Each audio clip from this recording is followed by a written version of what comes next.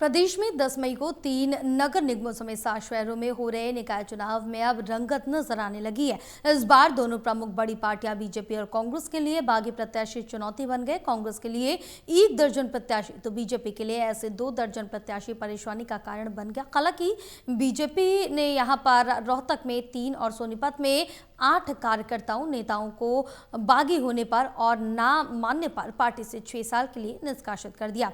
वहीं कुछ निर्दलीय और बागी प्रत्याशी रेवाड़ी में इतना बिफर गए कि सत्ता से जुड़े नेताओं को खरी खोटी सुना दी। दरअसल यहां पोलिंग बूथ दूर शिफ्ट करने को चुनावी हथकंडा बताकर सड़क जाम करने की चेतावनी दी गई है।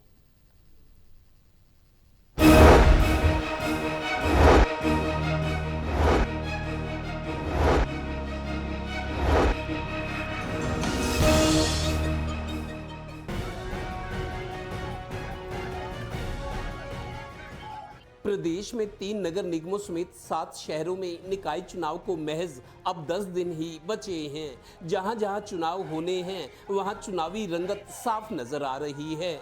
पर इस बार खास ये भी है कि चुनाव में डटी दोनों प्रमुख पार्टियों बीजेपी और कांग्रेस को बागी उम्मीदवार डरा रहे हैं। बीजेपी के सामने तो इस बार कांग्रेस के मुकाबले ज़्यादा चुनौती है।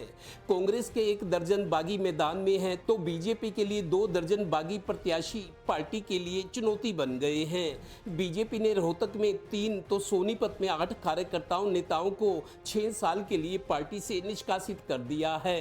रेवाड़ी में चुनाव लड़ रहे कुछ निर्दलीय और बागी प्रत्याशियों ने तो पोलिंग बूथ को शिफ्ट करने पर वोट न डालने और बहिष्कार का ऐलान कर दिया है। यहां सत्ता से जुड़े नेताओं को आगाह किया जा रहा है। 2500 वोटों की कॉलोनी है उत्तम नगर।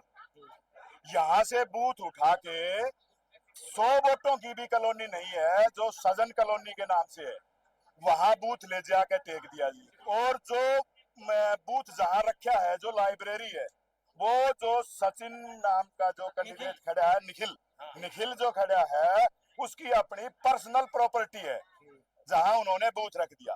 और ना हमारा वोट पूरा हुआ तो तड़का दिल्ली रोड में भी काम करके बैठा हम तो हमारी पब्लिक सारी वहाँ बैठे कहते नहीं डालेंगे भी नहीं डालेंगे। अफसर साहब जो कह रहे हैं वो मान रहे हैं, ठीक है हम जा रहे हैं अपने घर, लेकिन अगर हमारा बूथ चेंज नहीं हुआ तो ना हम वोट डालेंगे और ना डालने देंगे। ठीक है जी।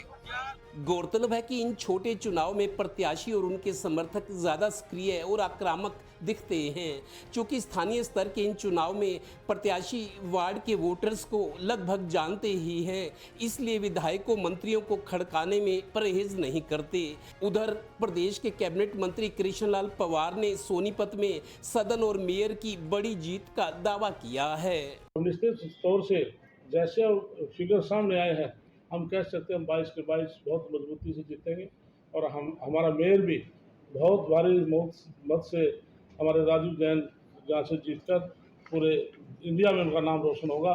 जिस प्रकार से पानीपत में हमारे अवनीत कौर ने 75,000 वोटों से लेकर के पूरे देश में नाम रोशन किया, तो हमारी कोशिश है सोनीपत का मेयर भी जो हमारे निगम के सभी जो 3 हैं उन्हें सबसे मतों से ज़्यादा से सोनीपत का राजीव जैन जीते। चलिए जो जो वक्त गुजर रहा है मुकाबले दिलचस्प हो रहे हैं।